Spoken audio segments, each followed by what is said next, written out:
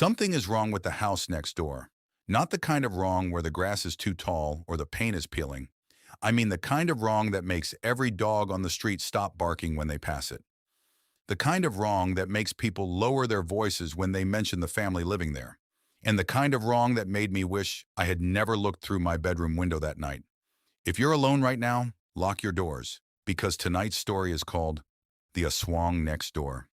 Before we begin, subscribe and turn on notifications for more Filipino horror stories based on local legends and nightmares. My name is Marco, and this happened when I was 16 years old. We lived in a quiet barangay somewhere in the province. Nothing exciting ever happened there.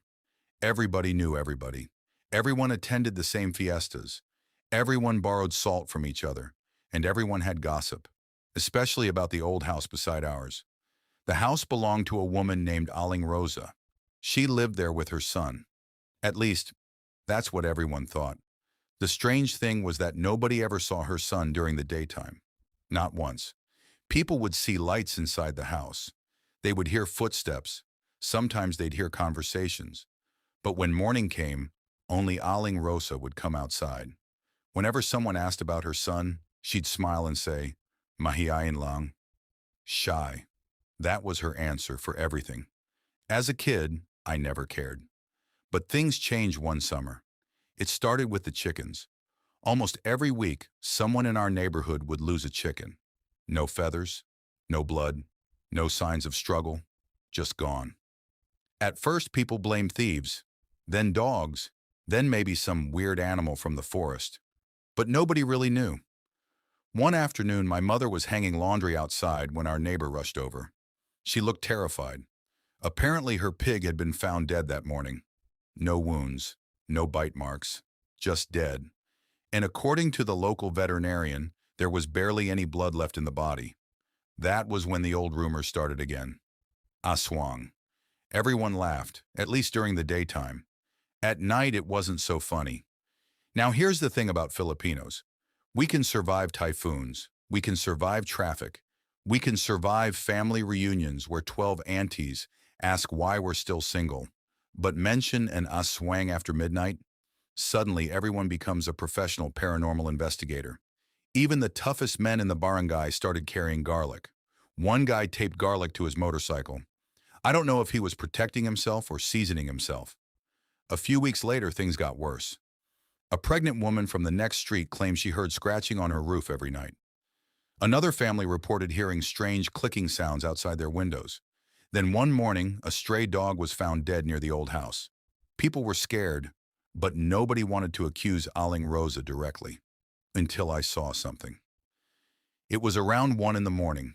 I couldn't sleep because of the heat. Our electric fan sounded like it was fighting for its life. So I got up and looked outside my window. The moon was bright. The street was empty. Then I saw movement. The gate of Aling Rosa's house slowly opened. A figure stepped outside. Tall, thin, wearing dark clothes. At first I thought it was her son. Then the figure looked up, and I realized something was wrong. Its neck stretched, not a little, not an illusion, actually stretched, like rubber. Its head tilted almost upside down. I froze. The figure sniffed the air.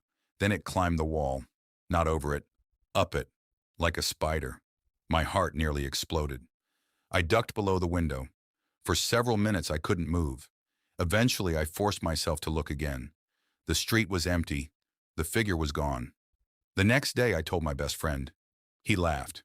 Then he saw how serious I was. And suddenly he wasn't laughing anymore. That night we decided to investigate, which was probably the dumbest decision we've ever made. And that's saying something. We once tried to cook instant noodles using a hairdryer. Around midnight, we hid behind a mango tree across the street. For almost 2 hours, nothing happened. Then the lights inside the old house went out. Silence. A few moments later, a window opened, and something crawled out. Not someone. Something. It moved unnaturally fast, its arms and legs bent in ways they shouldn't. It climbed onto the roof and disappeared into the darkness. My friend grabbed my arm so hard I nearly screamed. We ran home. The following morning, news spread through the barangay. A goat had been found dead, near the cemetery. Again, almost no blood, At that point, everyone was talking about the same thing, Aswang, but nobody had proof. A few days later, proof came looking for us. I woke up around 3 in the morning. There was a clicking sound outside my window. Click, click, click. Slow, rhythmic. I thought it was an insect. Then I heard it. Subscribe for part 2.